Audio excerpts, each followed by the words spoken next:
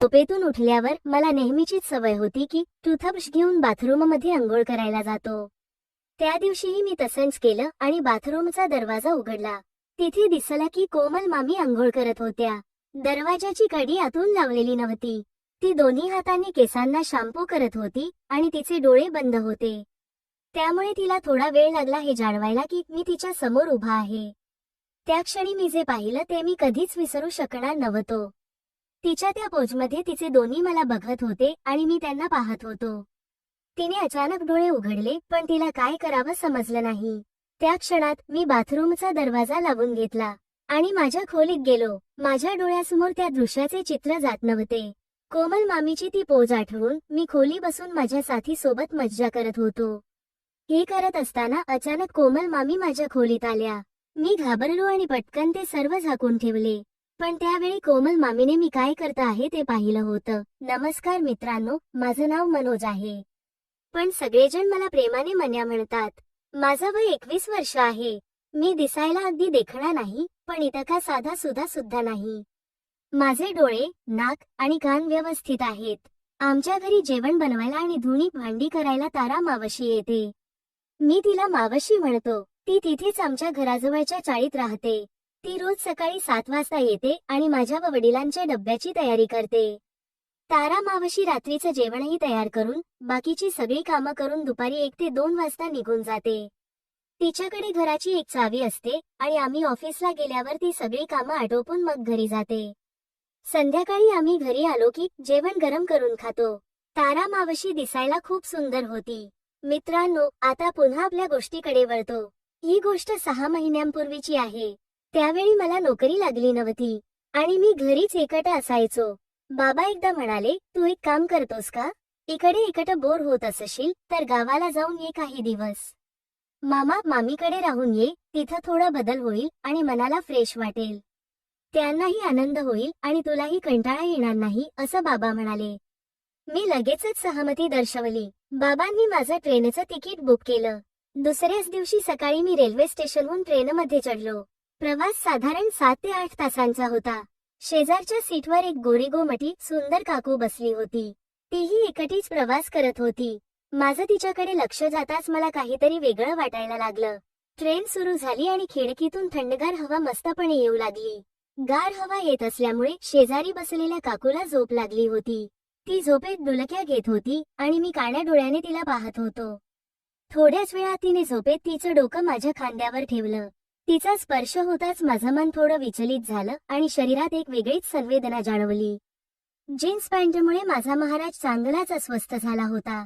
त्याला उभा राहण्यासाठी मोकळी जागा मिळत नव्हती. तरीही आजूबाजूच्या कोणाचे लक्ष माझ्याकडे आहे का हे पाहून मी पटकन त्याला नीट सेट करून घेतलं. थोड्या वेळात तिला जाग आली. तिने पाहिलं की तिचं डोकं माझ्या खांद्यावर आहे. त्यामुळे ती लगेच सॉरी म्हणायला लागली. मी तिला थांबवत म्हणालो, नाही सॉरी बोलू नका, ठीक आहे. मग मी सहज विचारलं, तुम्ही कुठे जात आहात? तर तीही माझ्याच गावाला जात होती. तिचं माहेर तिकडे होतं. तिच्या बोलण्यातून असं जाणवत होतं की ती नवऱ्याबरोबर भांडण करून माहेरी जात होती. असं बोलता बोलता आमचं स्टेशन आलं. आम्ही दोघेही उतरून आपल्या घराच्या रस्त्यावर लागलो. नंतर आमची गावात पुन्हा भेट झाली. मी आता मामाच्या घरी पोचलो. तिथे माझा सुजय मामा, कोमल मामी आणि त्यांची मुलगी प्रिया असे तिघेच राहत होते.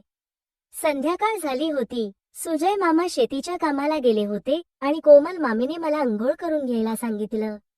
मी अंघोळ करून आल्यानंतर कोमल मामीने मला गरमागरम चहा आणि नाश्ता दिला. कोमल मामीबद्दल सांगायचं झालं तर ती उंचीने थोडी छोटी होती पण तिचं शरीर एकदम चांगलं भरलेलं होतं. तिचं वय अंदाजे 40 ते 42 वर्षे असेल. त्याच्या उलट प्रियाची उंच होती, मामा सारखीच पण ती बारीक होती. प्रियाचं वय 20 ते 21 वर्षांच्या आसपास असेल. थोड्या वेळात मामा शेतीतून परत आले. आम्ही एकमेकांची खबर घेतली आणि थोड्या गप्पा मारल्या. रात्री मामीने जेवण तयार केलं. आम्ही सगळे मामा, मामी, प्रिया आणि मी एकत्र जेवायला बसलो. जेवण झाल्यावर माझ्यासाठी एका वेगळ्या खोलीत झोपायची व्यवस्था केली होती. तिकडे जाऊन मी झोपलो. असं करत 2 ते 3 दिवस कसे गेले हे मला समजलेच नाही. सकाळी मी झोपून उठलो. मला नेहमीच सवय होती की उठल्यावर टूथब्रश घेऊन बाथरूममध्ये अंघोळ करायला जातो. त्या दिवशीही मी तसंच केलं आणि बाथरूमचा दरवाजा उघडला. तिथे दिसलं की कोमल मामी अंघोळ करत होत्या. दरवाजाची कडी आतून लावलेली नव्हती. ती दोन्ही हातांनी केसांना शॅम्पू करत होती आणि तिचे डोळे बंद होते. त्यामुळे तिला थोडा वेळ लागला हे जाणवायला की मी तिच्या समोर उभा आहे. त्या क्षणी मी जे पाहिलं ते मी कधीच विसरू शकणार नव्हतो. तिच्या त्या पोजमध्ये तिचे दोन्ही डोळे मला बघत होते आणि मी त्यांना पाहत होतो. तिने अचानक डोळे उघडले पण तिला काय करावं समजलं नाही. त्या क्षणात मी बाथरूमचा दरवाजा लावून घेतला आणि माझ्या खोलीत गेलो. माझ्या डोळ्यासमोर त्या दृश्याचे चित्र जात नव्हते. मामा तर सकाळीच शेतावर निघून गेले होते.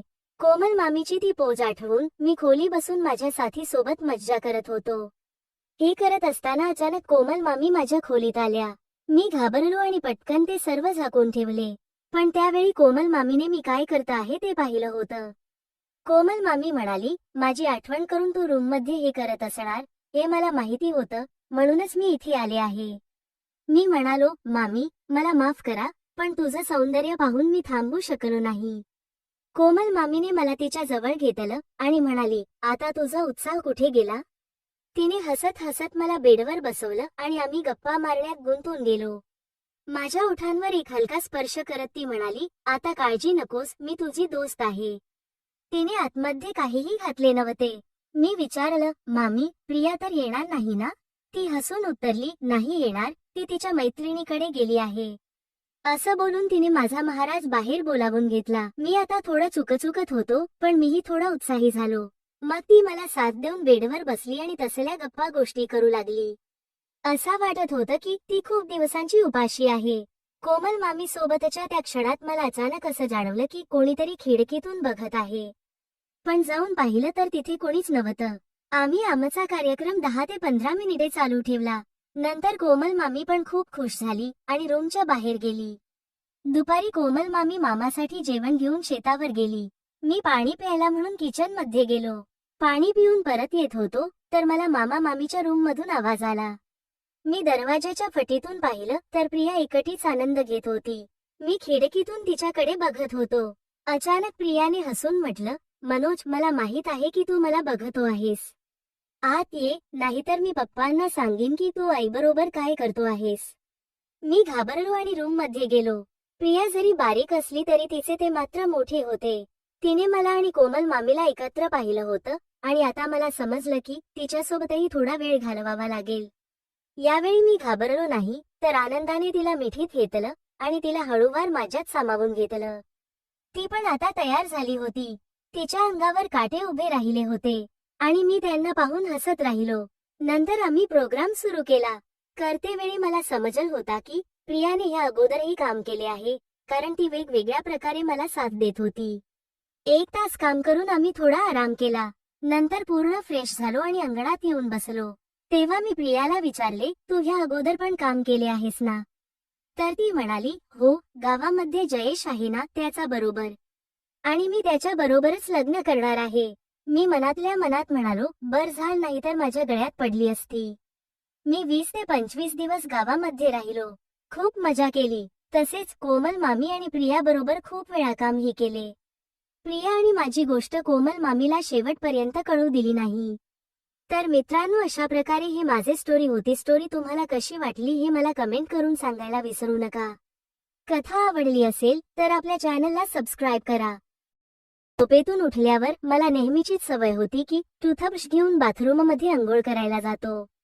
त्या दिवशीही मी तसंच केलं आणि बाथरूमचा दरवाजा उघडला. तिथे दिसलं की कोमल मामी अंघोळ करत होत्या. दरवाजाची कडी आतून लावलेली नव्हती. ती दोन्ही हातांनी केसांना शॅम्पू करत होती आणि तिचे डोळे बंद होते. त्यामुळे तिला थोडा वेळ लागला हे जाणवायला की मी तिच्या समोर उभा आहे. त्या क्षणी मी जे पाहिलं ते मी कधीच विसरू शकणार नव्हतो. तिच्या त्या पोजमध्ये तिचे दोन्ही मला बघत होते आणि मी त्यांना पाहत होतो. तिने अचानक डोळे उघडले पण तिला काय करावं समजलं नाही. त्या क्षणात मी बाथरूमचा दरवाजा लावून घेतला आणि माझ्या खोलीत गेलो. माझ्या डोळ्यासमोर त्या दृश्याचे चित्र जात नव्हते. कोमल मामीची ती पोज आठवून मी खोली बसून माझ्या साथी सोबत मज्जा करत होतो. हे करत असताना अचानक कोमल मामी माझ्या खोलीत आल्या. मी घाबरलो आणि पटकन ते सर्व झाकून ठेवले. पण त्यावेळी कोमल मामीने मी काय करत आहे ते पाहिलं होतं. नमस्कार मित्रांनो, माझं नाव मनोज आहे, पण सगळेजण मला प्रेमाने मन्या म्हणतात. माझं वय 21 वर्ष आहे. मी दिसायला अगदी देखणा नाही, पण इतका साधा सुद्धा नाही. माझे डोळे, नाक आणि कान व्यवस्थित आहेत. आमच्या घरी जेवण बनवायला आणि धुणी भांडी करायला तारा मावशी येते. मी तिला मावशी म्हणतो. ती तिथेच आमच्या घराजवळच्या चाळीत राहते. ती रोज सकाळी 7 वाजता येते आणि माझ्या व वडिलांच्या डब्याची तयारी करते. तारा मावशी रात्रीचं जेवणही तयार करून, बाकीची सगळी कामं करून दुपारी 1 ते 2 वाजता निघून जाते. तिच्याकडे घराची एक चावी असते आणि आम्ही ऑफिसला गेल्यावर ती सगळी कामं आटोपून मग घरी जाते. संध्याकाळी आम्ही घरी आलो की जेवण गरम करून खातो. तारा मावशी दिसायला खूप सुंदर होती. मित्रांनो, आता पुन्हा आपल्या गोष्टीकडे वळतो. ही गोष्ट 6 महिन्यांपूर्वीची आहे. त्यावेळी मला नोकरी लागली नव्हती आणि मी घरीच एकटा असायचो. बाबा एकदा म्हणाले, तू एक काम करतोस का? इकडे बोर होत असशील तर गावाला जाऊन ये काही दिवस. मामा मामीकडे राहून ये, तिथं थोडा बदल होईल आणि मनाला फ्रेश वाटेल. त्यांनाही आनंद होईल आणि तुलाही कंटाळा येणार नाही, असं बाबा म्हणाले. मी लगेचच सहमती दर्शवली. बाबांनी माझं ट्रेनचं तिकीट बुक केलं. दुसऱ्याच दिवशी सकाळी मी रेल्वे स्टेशनहून ट्रेनमध्ये चढलो. प्रवास साधारण 7 ते 8 तासांचा होता. शेजारच्या सीटवर एक गोरीगोमटी सुंदर काकू बसली होती. तीही एकटीच प्रवास करत होती. माझं तिच्याकडे लक्ष जाताच मला काहीतरी वेगळं वाटायला लागलं. ट्रेन सुरू झाली आणि खिडकीतून थंडगार हवा मस्तपणे येऊ लागली. गार हवा येत असल्यामुळे शेजारी बसलेल्या काकूला झोप लागली होती. ती झोपेत डुलक्या घेत होती आणि मी काळ्या डोळ्याने तिला पाहत होतो. थोड्याच वेळात तिने झोपेत तिचं डोकं माझ्या खांद्यावर ठेवलं. तिचा स्पर्श होताच माझं मन थोडं विचलित झालं आणि शरीरात एक वेगळीच संवेदना जाणवली. जीन्स पॅन्टमुळे माझा महाराज चांगलाच अस्वस्थ झाला होता. त्याला उभा राहण्यासाठी मोकळी जागा मिळत नव्हती. तरीही आजूबाजूच्या कोणाचे लक्ष माझ्याकडे आहे का हे पाहून मी पटकन त्याला नीट सेट करून घेतलं. थोड्या वेळात तिला जाग आली. तिने पाहिलं की तिचं डोकं माझ्या खांद्यावर आहे, त्यामुळे ती लगेच सॉरी म्हणायला लागली. मी तिला थांबवत म्हणालो, नाही, सॉरी बोलू नका, ठीक आहे. मग मी सहज विचारलं, तुम्ही कुठे जात आहात? तर तीही माझ्याच गावाला जात होती. तिचं माहेर तिकडे होतं. तिच्या बोलण्यातून असं जाणवत होतं की ती नवऱ्याबरोबर भांडण करून माहेरी जात होती. असं बोलता बोलता आमचं स्टेशन आलं. आम्ही दोघेही उतरून आपल्या घराच्या रस्त्यावर लागलो. नंतर आमची गावात पुन्हा भेट झाली. मी आता मामाच्या घरी पोचलो. तिथे माझा सुजय मामा, कोमल मामी आणि त्यांची मुलगी प्रिया असे तिघेच राहत होते. संध्याकाळ झाली होती. सुजय मामा शेतीच्या कामाला गेले होते आणि कोमल मामीने मला अंघोळ करून घ्यायला सांगितलं. मी अंघोळ करून आल्यानंतर कोमल मामीने मला गरमागरम चहा आणि नाश्ता दिला. कोमल मामीबद्दल सांगायचं झालं तर ती उंचीने थोडी छोटी होती, पण तिचं शरीर एकदम चांगलं भरलेलं होतं. तिचं वय अंदाजे 40 ते 42 वर्षे असेल. त्याच्या उलट प्रियाची उंच होती, मामा सारखीच, पण ती बारीक होती. प्रियाचं वय 20 ते 21 वर्षांच्या आसपास असेल. थोड्या वेळात मामा शेतीतून परत आले. आम्ही एकमेकांची खबर घेतली आणि थोड्या गप्पा मारल्या. रात्री मामीने जेवण तयार केलं. आम्ही सगळे मामा, मामी, प्रिया आणि मी एकत्र जेवायला बसलो. जेवण झाल्यावर माझ्यासाठी एका वेगळ्या खोलीत झोपायची व्यवस्था केली होती. तिकडे जाऊन मी झोपलो. असं करत 2 ते 3 दिवस कसे गेले हे मला समजलेच नाही. सकाळी मी झोपून उठलो. मला नेहमीच सवय होती की उठल्यावर टूथब्रश घेऊन बाथरूममध्ये अंघोळ करायला जातो. त्या दिवशीही मी तसंच केलं आणि बाथरूमचा दरवाजा उघडला. तिथे दिसलं की कोमल मामी अंघोळ करत होत्या. दरवाजाची कडी आतून लावलेली नव्हती. ती दोन्ही हातांनी केसांना शॅम्पू करत होती आणि तिचे डोळे बंद होते. त्यामुळे तिला थोडा वेळ लागला हे जाणवायला की मी तिच्या समोर उभा आहे. त्या क्षणी मी जे पाहिलं ते मी कधीच विसरू शकणार नव्हतो. तिच्या त्या पोजमध्ये तिचे दोन्ही डोळे मला बघत होते आणि मी त्यांना पाहत होतो. तिने अचानक डोळे उघडले, पण तिला काय करावं समजलं नाही. त्या क्षणात मी बाथरूमचा दरवाजा लावून घेतला आणि माझ्या खोलीत गेलो. माझ्या डोळ्यासमोर त्या दृश्याचे चित्र जात नव्हते. मामा तर सकाळीच शेतावर निघून गेले होते. कोमल मामीची ती पोज आठवून मी खोली बसून माझ्या साथी सोबत मज्जा करत होतो. हे करत असताना अचानक कोमल मामी माझ्या खोलीत आल्या. मी घाबरलो आणि पटकन ते सर्व झाकून ठेवले. पण त्यावेळी कोमल मामीने मी काय करत आहे ते पाहिलं होतं. कोमल मामी म्हणाली, माझी आठवण करून तू रूममध्ये हे करत असणार हे मला माहिती होतं, म्हणूनच मी इथे आले आहे. मी म्हणालो, मामी मला माफ करा, पण तुझं सौंदर्य पाहून मी थांबू शकलो नाही. कोमल मामीने मला तिच्या जवळ घेतलं आणि म्हणाली, आता तुझा उत्साह कुठे गेला? तिने हसत हसत मला बेडवर बसवलं आणि आम्ही गप्पा मारण्यात गुंतून गेलो. माझ्या ओठांवर एक हलका स्पर्श करत ती म्हणाली, आता काळजी नकोस, मी तुझी दोस्त आहे. तिने आतमध्ये काहीही घातले नव्हते. मी विचारलं, मामी, प्रिया तर येणार नाही ना? ती हसून उत्तरली, नाही येणार, ती तिच्या मैत्रिणीकडे गेली आहे. असं बोलून तिने माझा महाराज बाहेर बोलावून घेतला. मी आता थोडं चुकचुकत होतो, पण मीही थोडा उत्साही झालो. मग ती मला साथ देऊन बेडवर बसली आणि तसल्या गप्पा गोष्टी करू लागली. असा वाटत होतं की ती खूप दिवसांची उपाशी आहे. कोमल मामी सोबतच्या त्या क्षणात मला अचानक असं जाणवलं की कोणीतरी खिडकीतून बघत आहे. पण जाऊन पाहिलं तर तिथे कोणीच नव्हतं. आम्ही आमचा कार्यक्रम 10 ते 15 मिनिटे चालू ठेवला. नंतर कोमल मामी पण खूप खुश झाली आणि रूमच्या बाहेर गेली. दुपारी कोमल मामी मामासाठी जेवण घेऊन शेतावर गेली. मी पाणी प्यायला म्हणून किचन मध्ये गेलो. पाणी पिऊन परत येत होतो तर मला मामा मामीच्या रूम मधून आवाज आला. मी दरवाजाच्या फटीतून पाहिलं तर प्रिया एकटीच आनंद घेत होती. मी खिडकीतून तिच्याकडे बघत होतो. अचानक प्रियाने हसून म्हटलं, मनोज, मला माहित आहे की तू मला बघतो आहेस. आत ये, नाहीतर मी पप्पांना सांगेन की तू आईबरोबर काय करतो आहेस. मी घाबरलो आणि रूम मध्ये गेलो. प्रिया जरी बारीक असली तरी तिचे ते मात्र मोठे होते. तिने मला आणि कोमल मामीला एकत्र पाहिलं होतं आणि आता मला समजलं की तिच्यासोबतही थोडा वेळ घालवावा लागेल. यावेळी मी घाबरलो नाही, तर आनंदाने तिला मिठीत घेतलं आणि तिला हळूवार माझ्यात सामावून घेतलं. ती पण आता तयार झाली होती. तिच्या अंगावर काटे उभे राहिले होते आणि मी त्यांना पाहून हसत राहिलो. नंतर आम्ही प्रोग्राम सुरू केला. करतेवेळी मला समजलं होता की प्रियाने ह्या अगोदरही काम केले आहे, कारण ती वेगवेगळ्या प्रकारे मला साथ देत होती. 1 तास काम करून आम्ही थोडा आराम केला. नंतर पूर्ण फ्रेश झालो आणि अंगणात येऊन बसलो. तेव्हा मी प्रियाला विचारले, तू ह्या अगोदर पण काम केले आहेस ना? तर ती म्हणाली, हो, गावामध्ये जयेश आहे ना, त्याचा बरोबर. आणि मी त्याच्या बरोबरच लग्न करणार आहे. मी मनातल्या मनात म्हणालो, बर झालं, नाही तर माझ्या गळ्यात पडली असती. मी 20 ते 25 दिवस गावामध्ये राहिलो. खूप मजा केली. तसेच कोमल मामी आणि प्रिया बरोबर खूप वेळा कामही केले.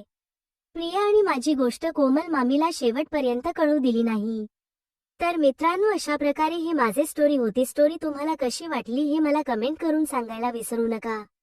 कथा आवडली असेल तर आपल्या चॅनलला सबस्क्राईब करा.